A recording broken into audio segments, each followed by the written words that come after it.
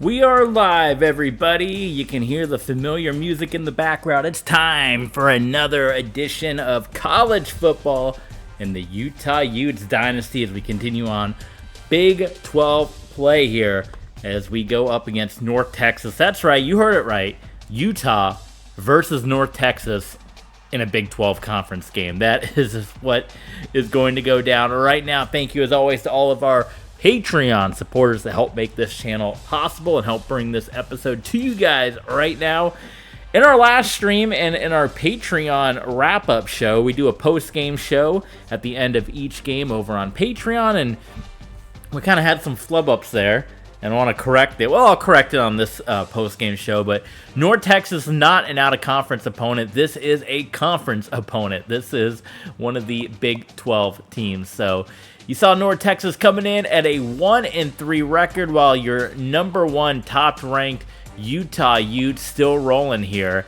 And we're hoping we can continue this winning ways, this winning tradition back to back. Oh, they only got the green helmet in the game. They don't have the white in here, huh? Let's see. We don't have many options. So we got to go green and white. So we're going to shuffle it up, and we're going to stop now. They're going to go with the all green. So we're in the all green at home. Let's jump into it. Utah, North Texas, Big 12 action, not wasting any time. And welcome aboard here to TV Sports 27 as we continue on with college football season.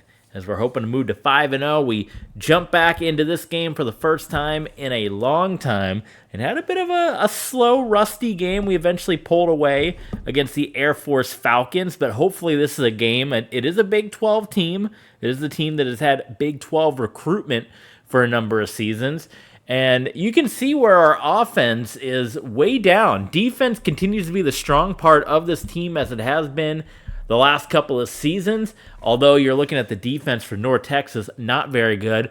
Our offense, a lot of points, but the yards, I'm kind of surprised the rushing is so low, because that's usually what the big part of our team is. So North Texas, Utah, Big 12 action coming your way, guys, and this should hopefully be another opportunity. As we said, Big 12 opponent, but maybe an opportunity where we can start to kind of make some progress here. This is the South standings, and you can see North Texas ranked 7th, so they're way down there where our Utah Utes sitting at number 1 at 4-0, as we got the tough games coming up that we got to look at. Nebraska and Arkansas going to be the tough ones down the stretch, but first time that I think I've played North Texas in this game. I didn't play them with Wyoming, didn't play against them at Florida State, and this is the first time as Big 12 foes that we're going to be matching up. So I've had this game since 2014. So, I mean, more than and you saw my surprise, actually, that I said, oh, the white helmet's not in the game. You saw my surprise that the white helmet wasn't in there. That's how I don't think we've ever played North Texas before in this ball game.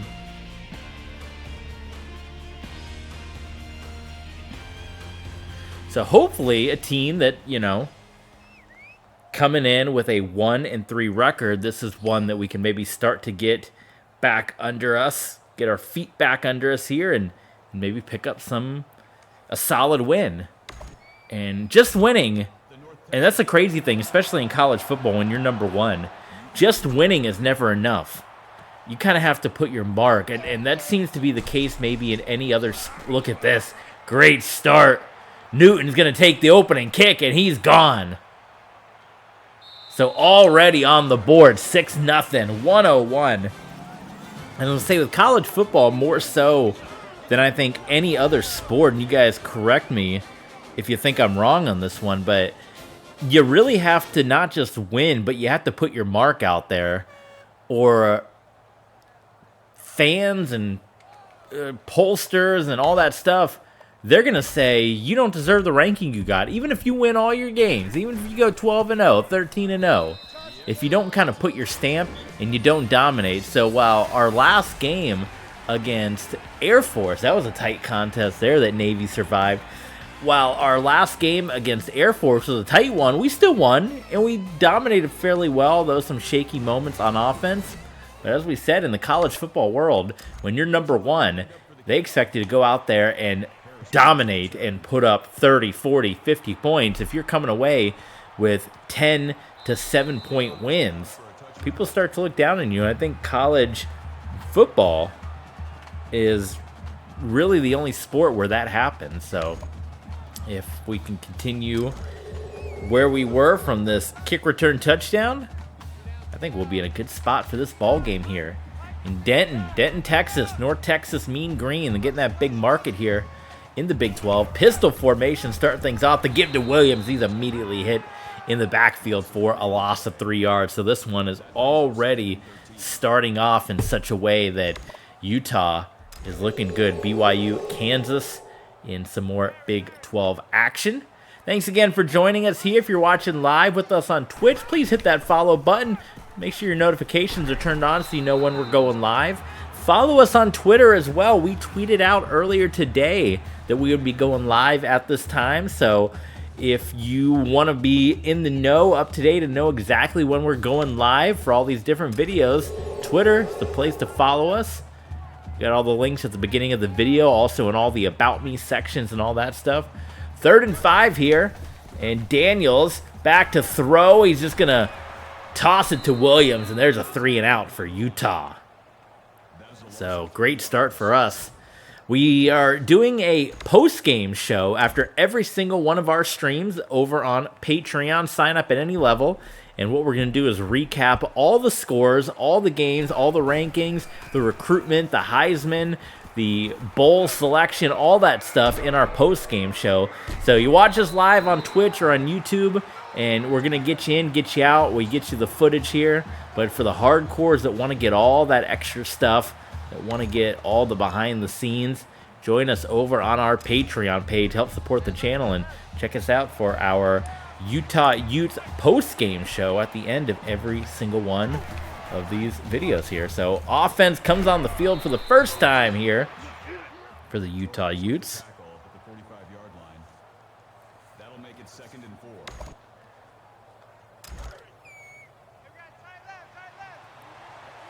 We have a lot of undefeated teams in college football. We're still in the early going, but I mean, we're nearly halfway through. After this, we'll be about halfway through. We've taken some early buys. So while we only have 5 games to our record, some of the other teams coming up on their 6th game, and we still have quite a few undefeated teams in college football right now. 3rd down and 8.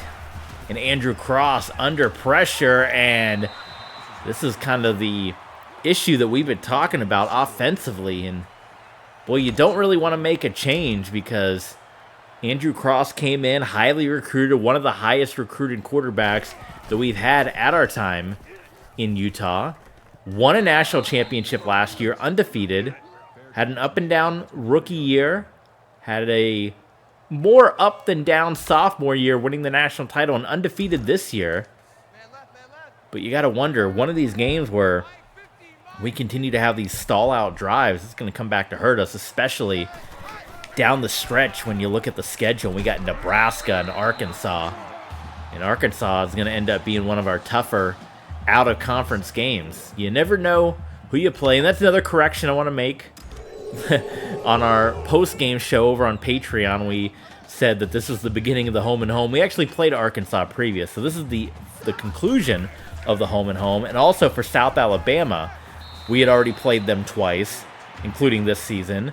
So we will play South Alabama next season on the road, and that will conclude the home and home with them. And I'd also said that North Texas was a non-conference game, not realizing, not remembering that's how long it had been. This is actually a conference game, so there is no 2-1 conference slate here with North Texas. That was a big first down, and my God, how about our corners getting juked out there? Just nobody out covering. This is a beautiful stadium here. I've never been to Denton, to North Texas. Several coworkers have before. When North Texas was part of the Sun Belt, would play my alma mater, Troy. They've been out there a couple different times. It's a cool looking stadium. I don't know, you look at it, maybe a little small for what a Big 12 stadium would be, at least in this game. I'm not sure if they've done remodels or whatnot since then, but it's a pretty stadium for sure. Doesn't look like a bad seat in the house. Those are the best kind. Stadiums that get too big, you know, there can be a lot of bad seats, but this one, it does not look like there are any bad seats in the house. And I want to hear from you guys. Let me know in the comments if you've been to Denton, if you've been to this stadium before. This was actually the game I saw when I took my tour of Troy before as a student. It gave us free tickets to a football game, and it was for North Texas and Troy. And Troy blew them out. We ended up leaving, I think, in the middle of the fourth quarter, early in the fourth quarter, because it was such a dominant Trojan performance. So 4th down, and the Mean Green, they're going to go for it. Didn't Stone Cold go to North Texas? The give is to Williams, and they get the first down. So how about it on the pistol play? UNT goes for it, and they get the first round. They get the first down, so looks like we have the potential to be in another battle here, another fight, because they are starting to kind of chip away at what we're doing out there.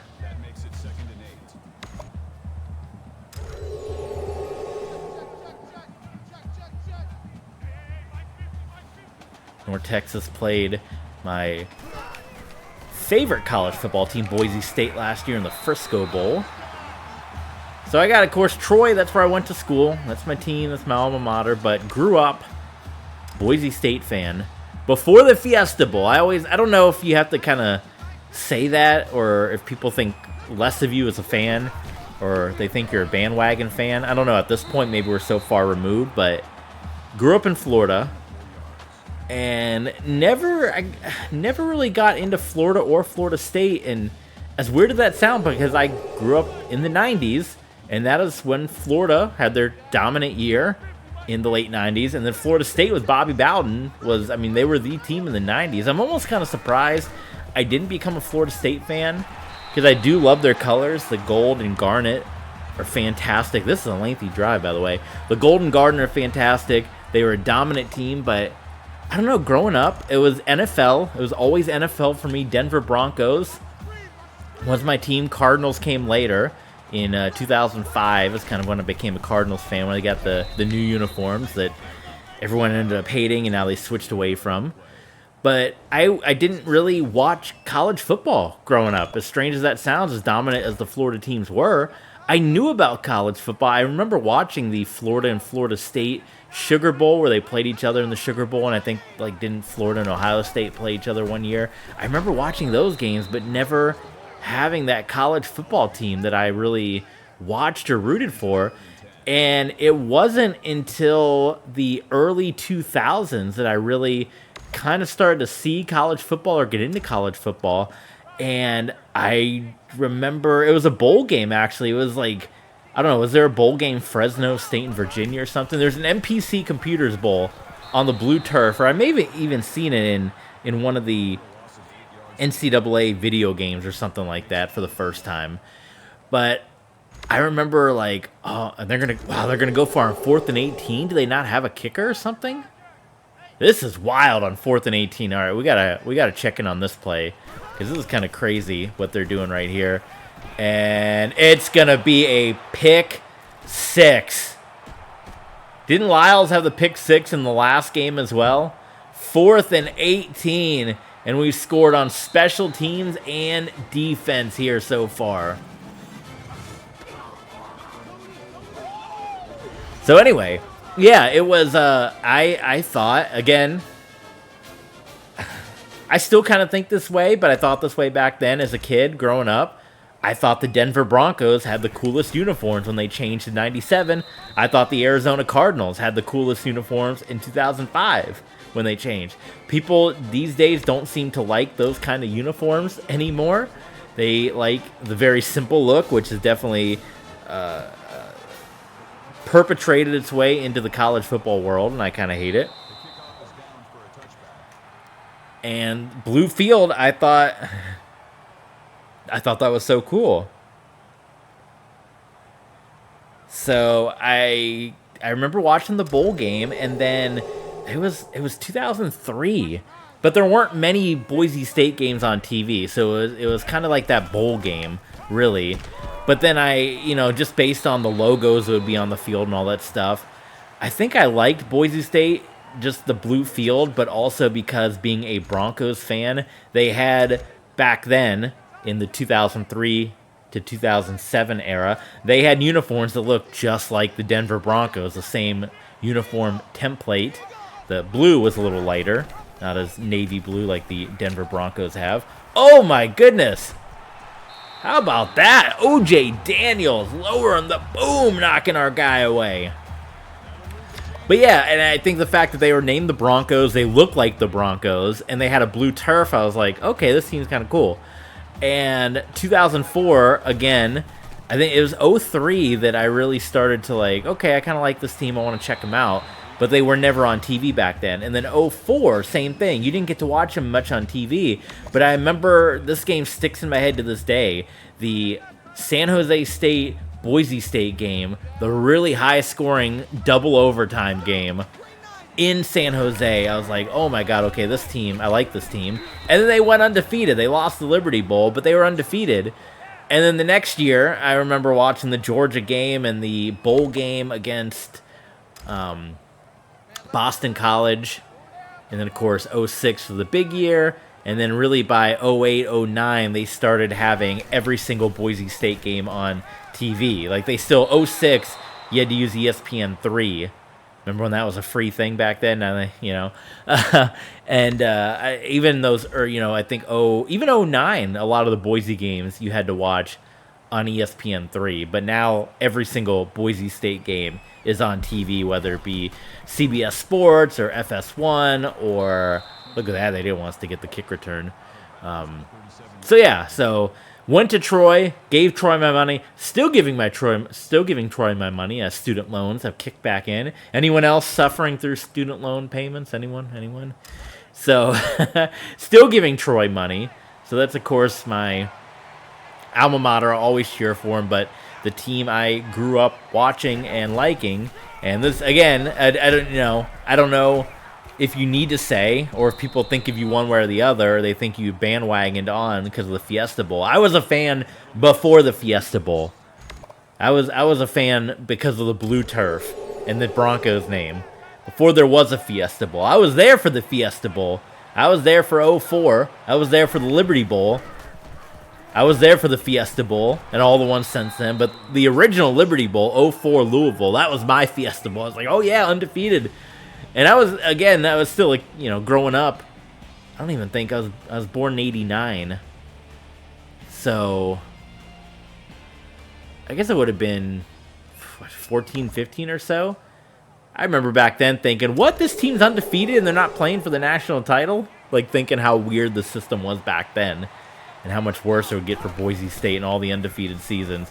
4 times, by the way, Boise State would finish the regular season undefeated. And twice they would get to go to the Fiesta Bowl, once to the Liberty Bowl, once to the Poinsettia Bowl. But that's the old history. And then I'm a Eastern Washington fan because of the same thing. They put a red turf in. I thought, oh, that's super cool. And boy, our offense really sucks. I thought the red turf was really, really cool. And I watched the first year Eastern Washington put the red turf in. They went to the national championship. So I watched the playoff games with Villanova and it was Villanova, and there was like one other team on a 3rd down and very long and cross. We might need to make a quarterback switch here. As weird as that's going to sound. I mean, Nick Saban did it to Jalen Hurts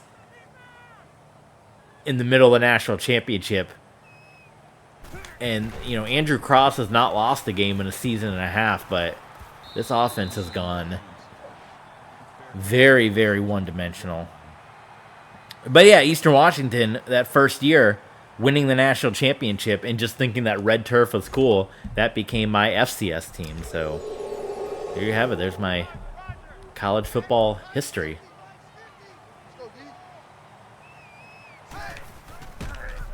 Boise State had a rough start to the year. Both Boise State and Eastern Washington Had a rough start to college football this season. Boise State getting blown out by Washington and Eastern Washington. Getting, not to say blown out, but getting pretty dominated by North Dakota State at the Viking Stadium. So North Texas, they got zeros on the board, but they, I think, are definitely controlling time of possession and getting, I mean, you look at that. It's been kind of North Texas slow and steady, move down the field, no points on the board. Daniels going to take, let's see. Oh, that time, he is not going to lower the shoulder. O.J. Daniels. I mean, you might as well be playing John Lynch out there, 47. Let's look at what we got depth chart-wise here. If we wanted to make a change. Look at that. That looks crazy, the way those stands look. And look at how they don't put the... I think it's a new rule these days where you have to have a full stadium, but it's kind of cool how they don't have that. So we got Zach Hall, who is a junior. And then we got Joe Mason. It's possible we may just make a change here. Maybe we kind of let Andrew Cross go a little more. I don't want to get into a quarterback controversy situation, but at least these last two games have not been great. So Andy Williams for 5 on that carry.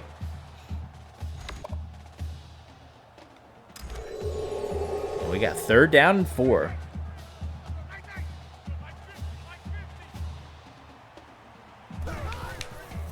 O.J. Daniels looking for the screen to Dennis, who's going to get tripped up. That was a first down saving tackle. Number 98 out there, Anderson. That was beautiful. Okay. You got to get it this time, Andrew Cross. We got to have a drive. TCU putting the whooping here on OK State. Newton going to let this one go into the end zone. So the Utah Utes will take over 14-0, all points, defense, and special teams.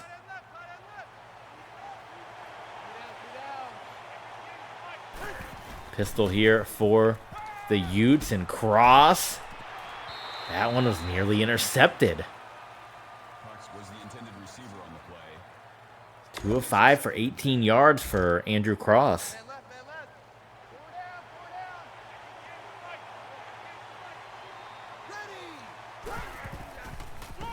Bill Bradford gets hit hard. They're heavy hitting out there for a first battle, Utah and North Texas. They're smacking each other around in this one.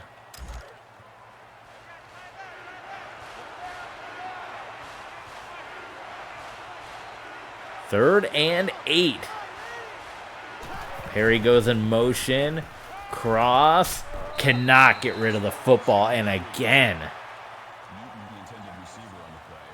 I think we keep Cross in the first half here. And if we don't get anything going, I think we make a change in the second half and see what we got.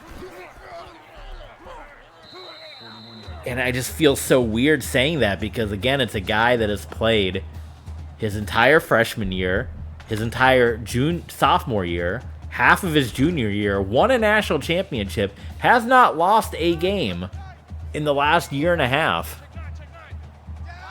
What was the record his sophomore year? Let me look up. Oh, we got a glitch. We got a glitch. Oh, man. We got to take advantage of the glitch. Sorry to North Texas. That's rough. I'm looking up compliments of patreon.com/tbsports27. See what happened in the freshman year. And it was a near perfect season for Andrew Cross. The only loss was 40-8 to Texas. but wins all the way around. These were a lot of close games now. I mean, Colorado State was close. BYU was close. Air Force was close again. All of this history is up. Patreon.com/TBSports27. Kansas was close.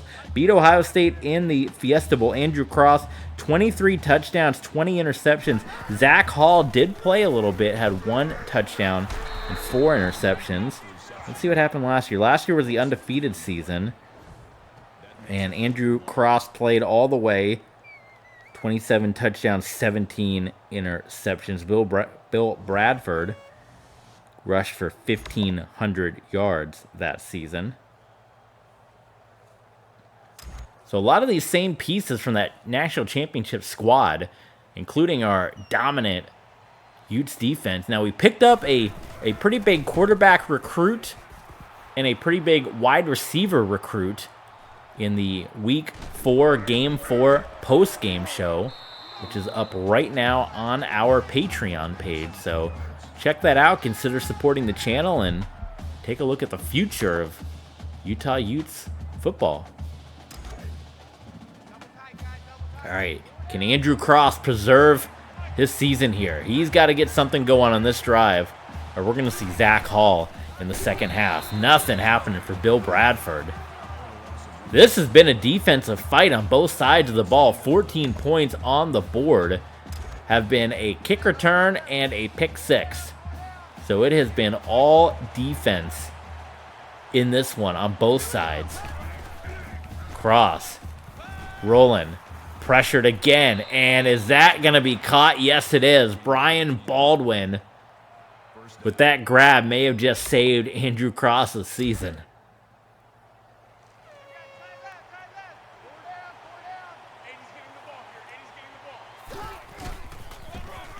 Hand off to Bradford, and that's going to be one of his stronger runs. He's 16 yards on the ground so far for Bill Bradford.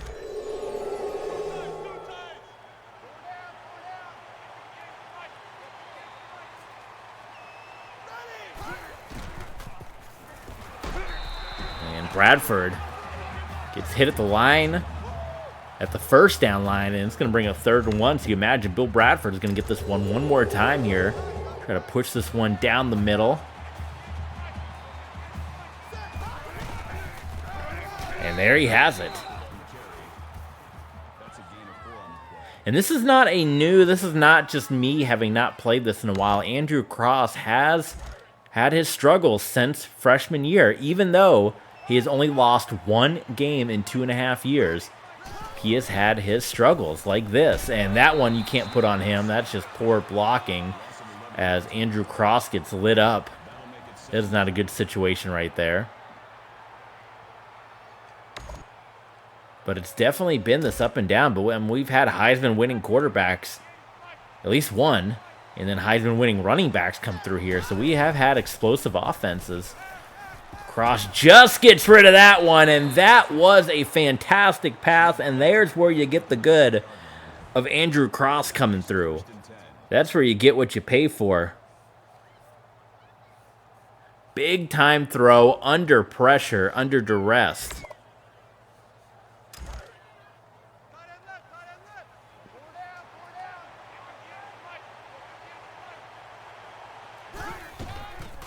Up the middle, Bradford. Again, not much happening on that carry. Credit this North Texas defense. They're coming in 1-3. But they're making us work for it. They are making number 1 fight for everything we got.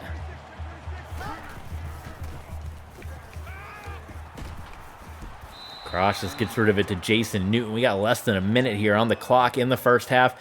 If you're watching with us on Twitch or on Patreon, you got either option there. We are going to continue on for the next 30 minutes or so. If you're watching on YouTube, part 2 comes your way tomorrow. So if you're watching on YouTube, hit the subscribe button, hit the thumbs up, and don't forget to come back for the conclusion of this one. And there you go. Andrew Cross may have just saved his season here, because that was quite a good drive with quite good throws. And I think we got to see Andrew Cross come out here in the second half. Now it's going to be North Texas getting the football first to begin the second half. But that was a solid 10-play, 55-yard drive. Extra point is good. And it's 21-0 Utah over North Texas. Look at the total yards in this game. That was the first offensive touchdown drive in this football game, and neither side is lighting up the field for the yards. Did you guys see that Texas high school football game that happened? That was 82-80, and the one team had a run-and-gun quarterback that threw for 700 yards, 10 total touchdowns, and the other team threw one pass and ran the option offense, the wishbone tee. And they had 400-yard rushers and 300-yard rushers, and they won the game by 2. 80-8. It was wild. Go check it out. It's all over Twitter. All over X. All right, North Texas, they want to get some points on the board and then get the ball back to begin the second half. So this is kind of a big deal drive that we don't let North Texas get any points. And as soon as we say that, Whitehead, he's going to break loose.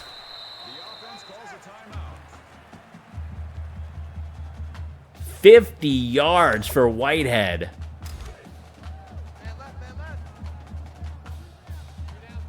So North Texas will at least get 3 out of this.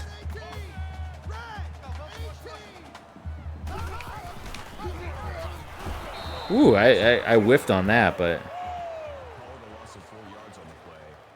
So they're going to let this tick down and run one more play or call a timeout. Man, if they run a play, we might be able to stop them. They're going to run out of time. I think this is a mistake. They're going to be out of time. They have run out of time. That was not a good decision. Holy smokes.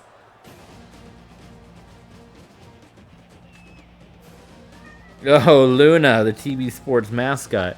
That was not a good decision. They're going to be talking about that one on sports news everywhere, guys. That is going to do it here for the first half. Don't forget to follow, support, subscribe, follow, and donate.